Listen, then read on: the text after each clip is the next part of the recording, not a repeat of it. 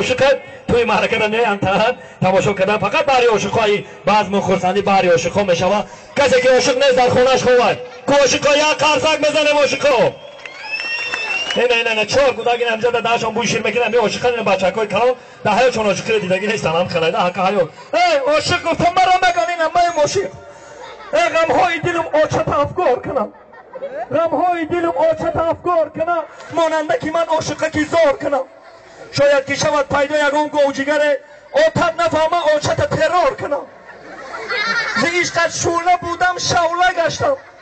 ز عشقت شعله بودم شعله گشتم. بسوختم در غمت آتله گشتم. بسوختم در غمت مانند ششلیک و مثل من تو من کلوله گشتم. بازم جوان اختان عاشق میگیرن عاشقیتان 40% هم نتین یاد بگیرن ای عاشقا. ای مادر عاشقی را یاد بگیرن. سال پیش مادرمون پدرمون عاشقی میکردن در عاشقی و یا صدقه در حقیقت عاشق بودن. اینا بابی جان ریش سفید کرد دیگر پشت عاشقی.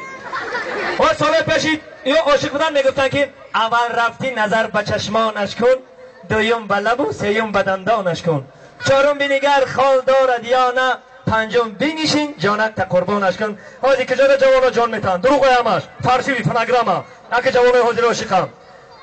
اول رفتی نظر به تلفنش کن، دوم به شات و سوم به پشکی گردنش کن، چهارم بنگر خانه ماشین دارد یا نه، پنجم بنشین دروغگوی را سر کن اکل لبشه بشید کدام. خیلی عاشقی نمیشوه. بازم دعا میکنیم خداوند بزرگ اگه شوخی کرده گام بزنید جوانا. میدونم که همه عاشقین نه فویز. بازم همیشه عاشق باشین. خداوند بزرگ در تاجیکستان ما همیشه سری و پری باشه. همیشه تاجیکستان ما با مانند بهاران باشه. یک جای رقص و بازی میکنیم خوشی و خرسندی. در خدمت ما و شما هستند عرشی تاجیکستان الهام مرادوف. الهام جان در برکی و من دون جوانی خرکی در خدمت شما هستیم.